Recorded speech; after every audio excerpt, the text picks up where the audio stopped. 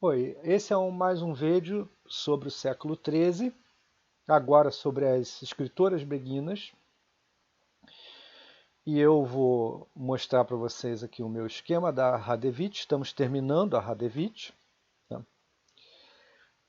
A gente já falou abandonar o amor por causa do amor, Radevich como mãe do amor, o trono ao lado de Mini, pretensões ser superior, visão da face, preexistência virtual da alma em Deus na forma de discurso pessoal, a autoridade do seu eu pré-criacional, e aí ela vai desenvolver toda uma linguagem do abismo, uma linguagem abismal, em que basicamente ela vai fazer uma operação de aprofundamento, né, da experiência. Esse aprofundamento ele está ligado à cruz, ele está ligado ao sofrimento, mas ela também vai produzir um ponto interessante que é também mais uma nova uma inovação teológica própria dessas místicas beguinas, né? Que é o tipo de uniomística, né? Que ela introduz. Geralmente a união mística tradicional que existe nos, nos teólogos monásticos e eclesiásticos do passado estavam sempre ligados a uma visão de que a alma, né, o sujeito, ele é finito e ele se une ao ser infinito que é Deus. Então essa união, ela é uma união relativa, ela não é uma união absoluta, ela não é uma união radical, nada disso, porque o finito não pode comportar o infinito. Bem, no caso da Radevich, o que acontece é que ela é como esse eu preexistente, né? Como essa preexistência virtual da alma em Deus, ela é perfeita, ela também é infinita. Né? Então, quando o místico ele encontra essa sua preexistência virtual no momento mais elevado da ascensão, necessariamente vai criar uma união de indistinção, não uma união de distinção, né, que é a união tradicional, porque mantém a distinção entre o finito e o infinito. Ela vai criar uma união de indistinção entre o ser da alma e Deus, porque esse ser da alma ele já está ligado à sua pré-existência virtual. É claro que para chegar a isso você precisa da aniquilação absoluta da vontade da alma, que é você eliminar toda o rastro de sua existência mundana. Um outro elemento interessante também da Hadevich é que ela, num determinado momento lá do texto dela, ela vai falando de diversas figuras que ela conheceu ao longo da vida que eram perfeitas, e ela inclui entre os perfeitos uma beguina condenada pela Inquisição, né, da região dela. Né? Quer dizer, ela chama de perfeito uma herege beguina condenada. Quer dizer, ela eu talvez não tenha falado isso, mas ela era uma figura importante dentro do entorno dela. É, ela, ela era uma figura que dava ensinamento, que dava orientação espiritual para as pessoas. Então, ela tinha um certo prestígio, né? E ela se mostrar a favor, né, de uma beguina condenada, né, é, um fator de perigo, né, para ela. E mesmo assim, ela escreveu isso. Né. numa carta, né? Quer dizer, interessante também esse aspecto. Tá? Bem, você vê que tem várias invenções aí, tem vários saltos, né, que você encontra, que você já encontrava de alguma maneira naquelas outras místicas, mas já está de uma maneira mais radical aqui na Radevich, né? Abandonar o amor por causa do amor, essa dialética do abandono e do retorno, né? As pretensões ser superior, a visão da face, a preexistência virtual, né? A autoridade do eu pré-criacional, a linguagem do abismo, né? E nesse aprofundamento do abismo chegar à união de indistinção, né? E a aniquilação da vontade da alma. Agora a gente vai passar para última mística antes da Marguerite, que é a nossa mística principal. Né? Vamos falar rapidamente da Matilde de Magdeburgo, que viveu entre 1207 e 1282 e que tem uma única obra, diferente da Radevich, que tinha várias, né? Obras muito diversas, assim, de gêneros diversos, inclusive. Ela tem uma única obra que se chama Luz que Flui da Divindade, escrita entre 1260 e 1262. 1280. Na verdade, assim, os primeiros livros, a maioria dos livros, os livros que eu digo são as partes, né, desse livro grande. Né, porque naquela época a gente se chamava capítulo de livro, quase. Né, então isso confunde um pouco a nossa cabeça. Mas A Luz que Flui da Divindade, a maioria dos capítulos são de 1270, mas o último, se eu não me engano, ele foi escrito até o momento da morte. Né? Esse livro ele é um livro muito interessante em termos de gênero, porque ele tem uma mistura, uma grande mistura de prosa e verso. E ela dá um estatuto a seu próprio livro, que depois a gente vai ver isso se repetindo de alguma maneira também na Marguerite, né? Que ela dá um estatuto do seu livro como um estatuto de evangelho, quer dizer, como a palavra de Deus, é a palavra de Deus diretamente, dita lá. Né? Por isso, ela solicita das pessoas que leiam o livro 9 vezes. Isso eu achei engraçado. Assim, existe um número, você precisa ler 9 vezes. Você só vai entender o livro se você ler 9 vezes. Por quê? Porque isso está relacionado à prática de leitura meditativa monástica, que é a Alexio Divina. Então ela entendia o seu livro, que esse livro ele merecia ser lido meditativamente como Lexio Divina. Né? A leitura meditada é essa leitura que fica se repetindo, né? E que vai imaginando as coisas à medida em que vai lendo, né? Uma leitura demorada, enfim. A própria leitura como meditação. Tem um trecho que eu achei interessante mostrar para vocês, para a gente ler junto, que é o seguinte. É um momento do livro em que ela diz eu tirei essa parte daqui do McGinn, né? Eu estou citando aqui o McGinn, o que McGinn cita ela e explica o que está acontecendo, né? A Matilde também tem essa relação entre esses extremos de humilhação e de elevação, e de autoelevação. Né?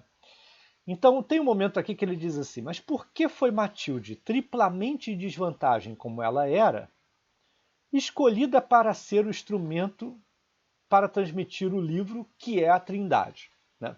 E aí, num determinado momento do livro, ela fala, senhor, se eu fosse um religioso homem instruído, quer dizer, se eu fosse um religioso homem instruído, eu poderia, né, falar essas coisas com mais facilidade.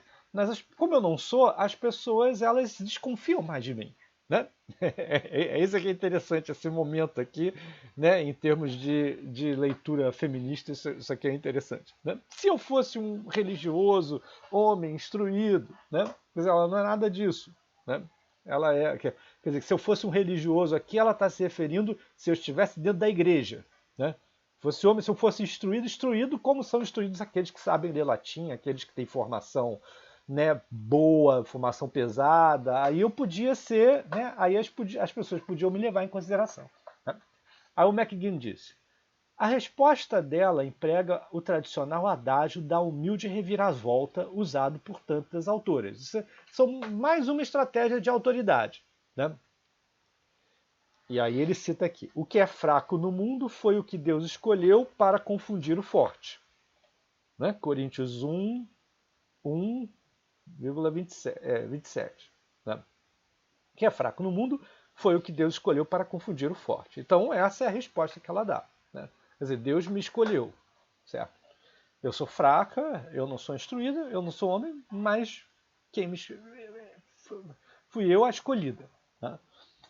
Mas ela ousadamente fundamenta isso na própria natureza de Deus como transbordante luz, vida e verdade. Quer dizer, há uma natureza que ela participa, que ela também está naquelas, ela também se vale daquela questão da pré-existência virtual em Deus. Né?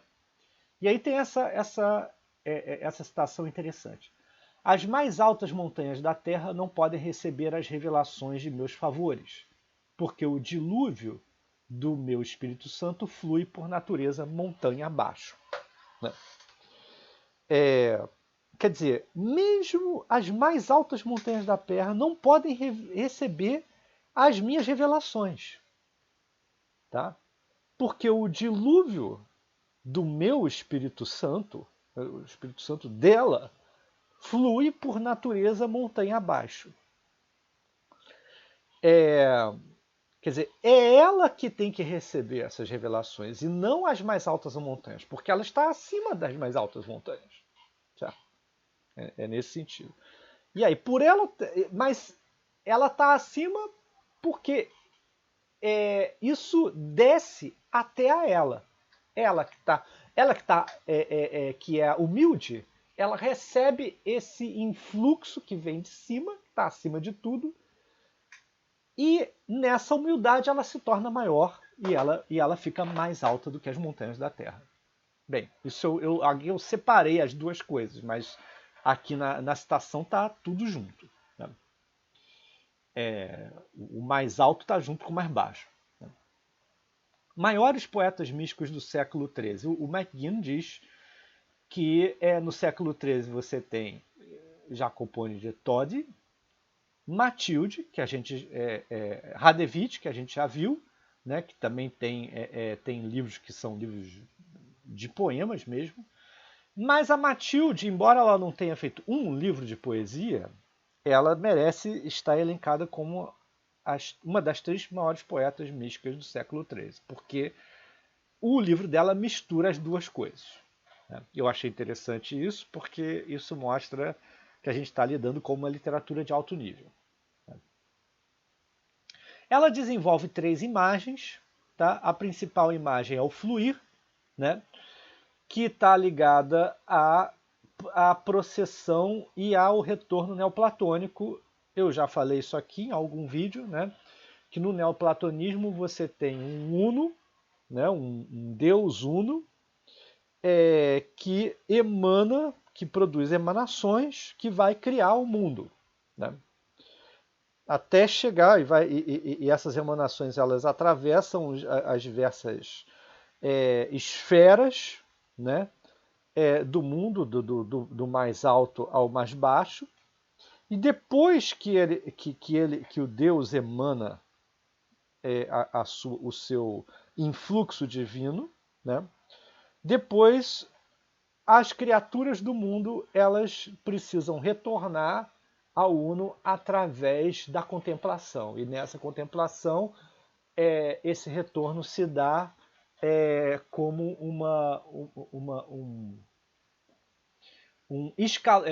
ela nesse retorno ela, ela obedece a esse escalonamento ascensional, né, que foi emitido de cima para baixo. Ela vai escalar de baixo para cima. Bem, ela utiliza muito essa imagem do fluir, ela desenvolve bastante, desenvolve a imagem do brincar de amor, que é uma imagem essencialmente cortês, e desenvolve especialmente a imagem do mergulho, né? Que tem sua semelhança da maneira como a Margarida colocou naquele mergulho, naquela mística da dor da Margarida de Magdeburgo. A Matilde de Magdeburgo, você vê que elas são da mesma cidade, né? Ela desenvolve essa imagem do mergulhar, especialmente no sentido do sofrimento mesmo, né? Então você também tem obedece aquela mesma ordem que a gente viu nas outras, né? Você tem um canto estático que mostra um gozo interior da Trindade. Você tem a existência exemplar ou virtual da alma na Trindade. Você tem o amor do Mini como força ativa. Você tem o uso direto. Isso daqui é justamente o ponto mais original da Matilde. Esse ponto é de fato interessante e ele é o mais original. É o uso direto de descrições eróticas, né? Num determinado momento do livro, a Senhora Contemplação é uma personificação, né? Pergunta a alma se ela preferia ser uma pessoa humana ou um anjo da ordem dos serafins. Aí ela responde desdenhosamente que ela é uma esposa da Santíssima Trindade e que seu amado é o mais nobre anjo, Jesus Cristo, que paira acima dos serafins, que é indiviso com o seu Pai. Ela então torna-se mais direta nessa descrição. Eu vou citar ela, né? Eu, a menor das almas, vou tomá-lo em meus braços, Cristo, né, no caso, comê-lo e bebê-lo e ter o poder de persuadi-lo. Isso jamais pode acontecer com os anjos. Não importa o quão alto ele habita acima de mim, sua divindade nunca será tão distante que eu não possa constantemente entrelaçar meus membros com ele. E assim eu jamais vou moderar-me. Essa frase eu achei forte, né? E assim eu jamais vou moderar-me. Tá? Quer dizer, o que ela está querendo dizer aqui? Não interessa a ela o contato com um santo, pessoa humana, ou com um anjo da ordem dos serafins, os anjos mais elevados. O que interessa a ela é o contato direto com Cristo, né? Com uma pessoa da Trindade. Entendeu? E aí, esse contato é um contato de, assim, eucarístico, né? Claro, comê-lo e bebê-lo. E ele nunca vai estar tão distante que ela não possa entrelaçar seus membros com ele, né? Quer dizer, então não pode pedir a ela para ser moderada, porque isso não interessa. Ela quer o contato direto com Deus, ela não quer intermediários, né? Essa uma característica essencial da mística do século XIII. É a radicalidade, né, de enunciar o desejo e a conquista do contato imediato com Deus, né? Que quem começou isso foram as mulheres que colocaram dessa maneira. Tá? A própria Trindade fala uma linguagem semelhante de desejo e entrega eróticos em muitas passagens. Por exemplo, tem uma passagem que diz assim: não posso ter completa intimidade com ela a não ser que ela queira deitar-se em total repouso e nudez em meus braços divinos, de modo que eu possa brincar com ela, pois foi para isso que me entreguei em seu poder. e ela sempre mais em corpo e alma vai pairar e brincar para contentamento do seu coração em minha santa trindade e beber a saciedade como peixe no mar. Quer dizer, você vê que é um desejo recíproco, né? E essa reciprocidade do desejo é central na experiência de Matilde do jogo de amor, né? Que é esse elemento cortês. Né? Quando ela se queixa ao Senhor de que não consegue conter seu desejo, ele responde: eu ansiava por ti antes do começo do mundo. Eu anseio por ti e tu por mim. Onde dois desejos ardentes se encontram, aí o amor é perfeito. Abraçar, beijar, ferir corações, trocar corações, deitar juntos no leito de amor.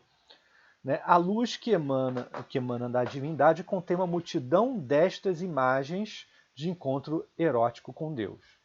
Certo? Bem, e aí tem uma que eu queria ler com vocês aqui, né? Que ela fala assim: o Senhor lhe pede que tire suas roupas, dizendo: Senhora alma, tu estás tão inserida em mim que não pode haver entre ti e mim a menor coisa.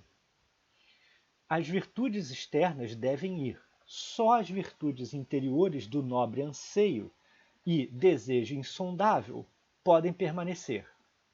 Matilde agora com uma alma nua, isto é, aquela que atingiu o seu estado anterior à criação em Deus, a pré-existência da alma em Deus, tá vendo? Está finalmente pronta para a união com Deus ricamente vestido. Quer dizer, você vê que nesse momento aqui, que é um momento mesmo de união, né? As virtudes externas devem ir, só as virtudes interiores devem manter, e a virtude interior é o nobre anseio e desejo insondável, quer dizer, é a virtude de desejar, certo? E aí, nesse momento, a alma fica nua, né? Quer dizer, ela já está naquele estado inicial de perfeição, né? E logo está pronta para a união. Com um Deus ricamente vestido aqui, porque aí tem um paradoxo curioso, que é o paradoxo de que quando ela fica nua, Deus está vestido. Tá?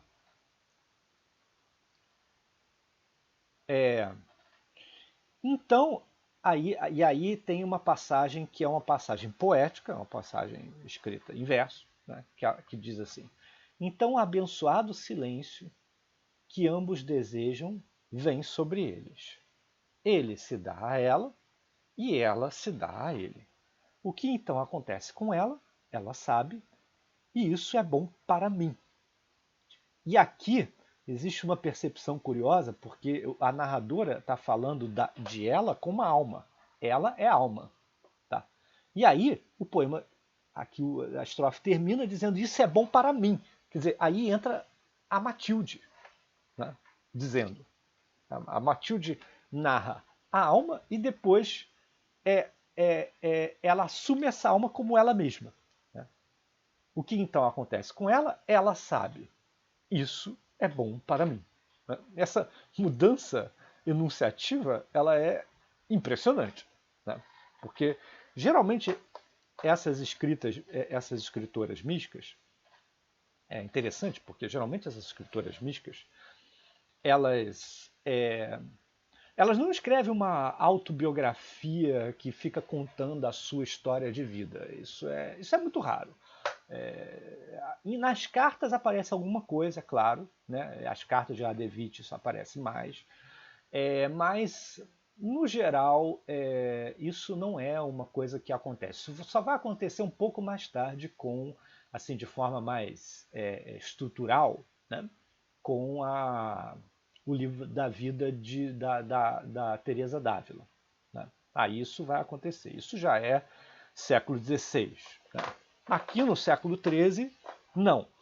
Só que todos esses tratados meio loucos, né? Porque você vê, muda de gênero,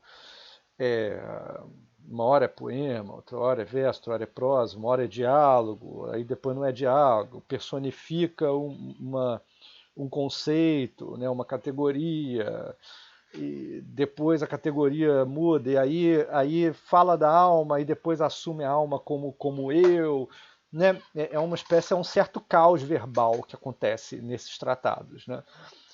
Mas esses tratados são tratados, quer dizer, eles são guias de condução da alma para experiência mística, para ascensão espiritual. Eles são isso. Agora, nesses guias que deveriam ser despersonalizados, né, deveriam ser neutros, essas mulheres elas estão sempre falando delas. Né? Quer dizer, a estrutura é uma estrutura ascensional, é uma estrutura de condução da alma para o leitor mesmo, mas ela, à medida em que ela vai falando daquilo, ela vai falando que ela é que teve aquela experiência. Né? Então, o componente autobiográfico ele está sempre implícito e, por vezes, ele chega a ser explícito. Por vezes, ele vai lá e entra na superfície mesmo do texto. Então, esse é um fator de enunciação literária muito interessante, né, dessas escritoras. Né? Quer dizer, o interessante é esse entrelugar entre ser um tratado e ser uma literatura autobiográfica. Né? Mas vamos pegar outra parte da citação aqui. Né? Tu deverias amar o nada, e deverias ser livre de todas as coisas, e deverias ainda nada ter para ti mesma.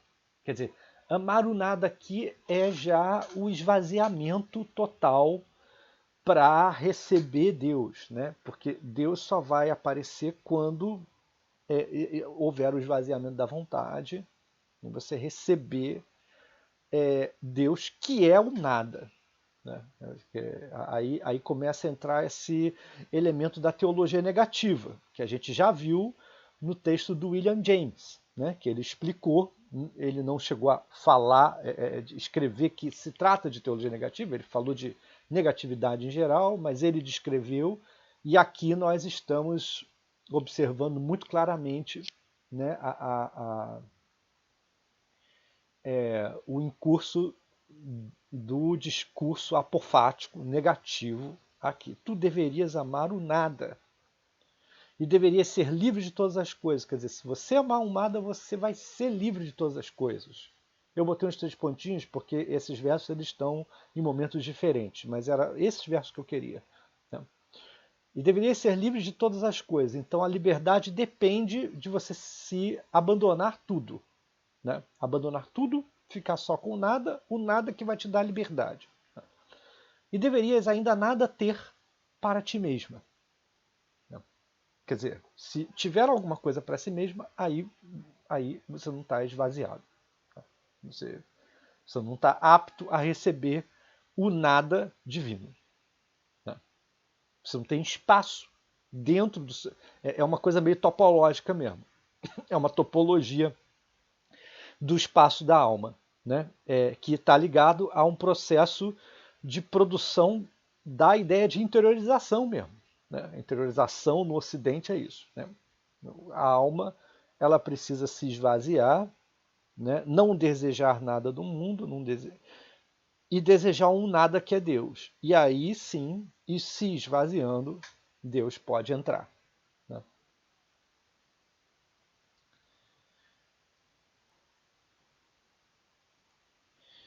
Bem, a gente percebeu então que existe uma recorrência, né, de alguns motivos nas místicas que a gente abordou. Né? Você tem a recorrência do autoesvaziamento, do abandono do amor por causa do amor, ou do abandono de Deus para receber Deus. Né? Porque primeiro você se esvazia dos desejos do mundo, das coisas do mundo. Depois você tem o êxtase com o divino. E aí você tem a doçura. Né? Você tem um toque divino. Às vezes essa imagem do toque aparece. Né? Toque divino. E aí você tem o êxtase doce. Né?